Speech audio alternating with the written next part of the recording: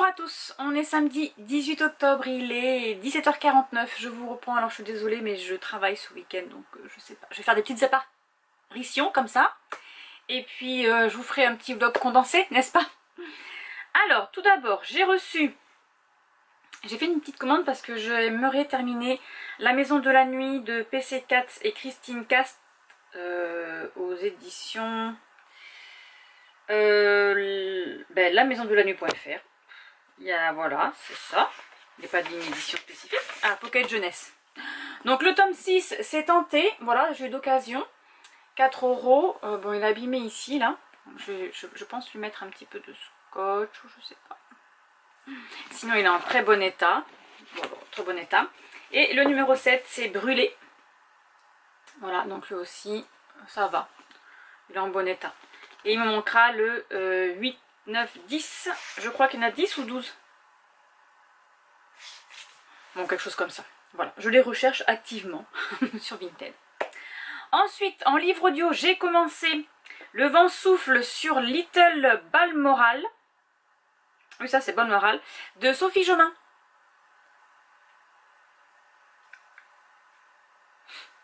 Voilà, donc c'est aux éditions Charleston, je crois. Attendez, je ne vais pas dire de bêtises. Charleston, voilà, c'est ça. Alors, on va suivre Phèdre, qui habite au Canada. Elle a 25 ans. Elle a 25 ans. Elle vient d'apprendre que sa tante est décédée et dans le testament, elle lui lègue la maison familiale. Je vais dire ça comme ça. Phèdre n'a pas vu sa tante depuis 9 ans parce que avec sa maman, qui est la sœur de sa tante, elles se sont fâchées et elles sont parties en exil au Canada. Donc là, Phèdre revient en France, donc dans la Creuse, et elle va découvrir le manoir, la maison de son enfance, puisqu'elle la connaît depuis qu'elle est petite. Et voilà. Sa tante lui a légué cette maison. En contrepartie, elle doit rester le temps des travaux de rénovation et après elle en fera ce qu'elle voudra, soit elle la vendra, soit elle la gardera. Voilà. Sachant qu'il y a beaucoup de travaux à faire, elle en a pour au moins 2 ou 3 ans minimum. Ce que lui dit le notaire. Ça ne va pas lui plaire, bien évidemment, parce qu'elle a prévu de rester en France que 2 mois. Elle a dit à son patron qu'elle restait que 2 mois. Elle a mis une amie dans son logement, donc elle a sous-loué son logement. Voilà, elle n'a pas prévu de rester en France. Elle va tomber nez à nez avec Adam. Lui est un journaliste. Il est censé partir, donc lui il est à Paris. Il est censé partir en vacances à Lacanau dans la maison familiale, sauf que son patron a décidé de lui donner un papier parce qu'un de ses collègues en freelance est parti, a démissionné, et c'est sur les maisons hantées. Il doit visiter certaines maisons dites hantées, faire un speech sur ça, etc. etc. Sur les 3 maisons qu'il lui reste à voir, il découvre le manoir de Phèdre. Et oui, parce que lui, il connaît Phèdre. Il y a 9 ans de ça, ils sont sortis ensemble tous les deux, et oui. Et ça s'est terminé pas si bien que ça. Et donc lui, ça intrigue de savoir que cette maison est hantée alors qu'il l'a connue un bref été, je crois. Un été, je crois. Et personne lui avait dit qu'elle était hantée.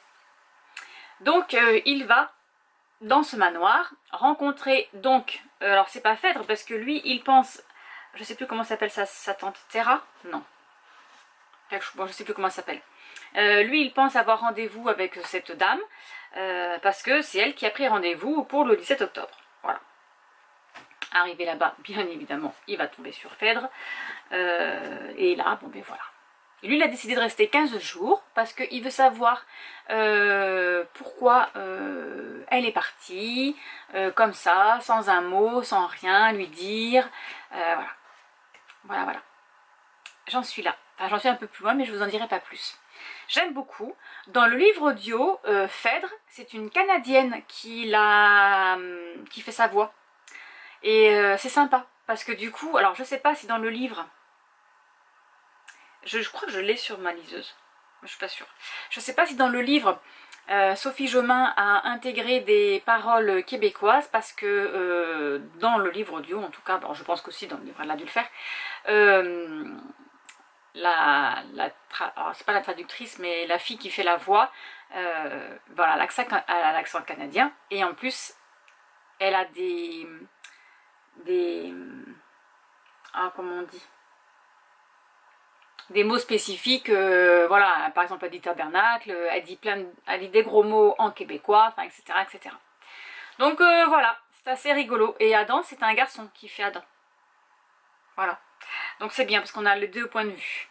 C'est assez sympa, j'aime beaucoup. Je suis déjà au chapitre 10, je crois, 11.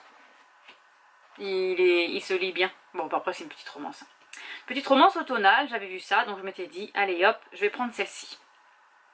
Voilà, voilà, voilà. Sur ce, il fait très beau aujourd'hui. Ils ont prévu de la pluie demain. Je crois qu'il fait 26 ou 27. J'ai été faire ma petite marche tout à l'heure. Ça fait du bien, ça fait du bien, ça fait du bien. Voilà, ça sera tout pour aujourd'hui. 17h56. Je pense que je vais faire un petit peu de DP. J'en ai envie là depuis quelques jours. Donc je vais en faire. J'ai vu que Ludivine a sorti un petit vlog d'octobre sur Patreon. Donc je vais l'écouter en même temps. Voilà, mon chéri est parti chercher des champignons. Ce soir j'ai envie de manger de poisson. Donc je pense que je vais faire une petite poêlée de poivrons, oignons. Et avec du poisson blanc. Et ce matin, mon chéri, il a été dans une ferme qui est à Ourtin. Donc c'est à une demi-heure de chez nous. Qui vend des légumes. Là ce matin c'était le marché, on va dire. Il a été chercher des patates. Je crois qu'il a pris 10 kilos de patates. Il a été à 60 centimes. Normalement c'était soit en vrac à 40 centimes, mais il n'avait plus. Et déjà après dans leur sac à 60 centimes. Cette ferme il la connaît parce qu'il y a 2 ans je crois, quand il y a eu des soucis avec la pluie, etc. Les tomates sont tombées de leurs pieds, et du coup on pouvait aller directement dans le champ chercher les tomates. Il a pris ça, il a pris 1 kg de pommes gala. Ah, elles ont l'air juteuses, parce que nous nos pommiers cette année, ben, on a eu des pommes, hein, mais les guêpes nous les ont mangées, et on a eu des vers aussi. Donc j'espère que l'année prochaine on va arriver à les sauver. Ouais. Et il m'a pris aussi 1 kg d'oignons, et je sais pas s'il a pris des échalotes, j'ai pas vu. Après ils avaient des choux, ils avaient des choux-fleurs, enfin ils avaient plein de légumes. Moi je suis pas allée parce que je dormais, parce que c'était à 9 h l'ouverture, donc il a été pour l'ouverture. Mais voilà, c'est sympa, comme ça on aura des petits des oignons et tout ça. Allez, je vais faire ça, je m'installe pour le DP.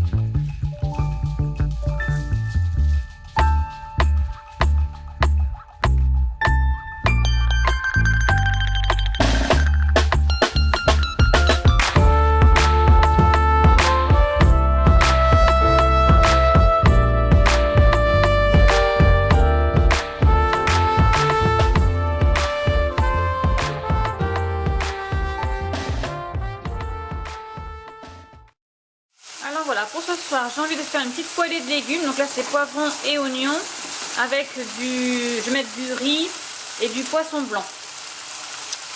J'ai déjà faim. C'est pas l'heure encore, mais j'ai déjà faim. Ça sent trop bon.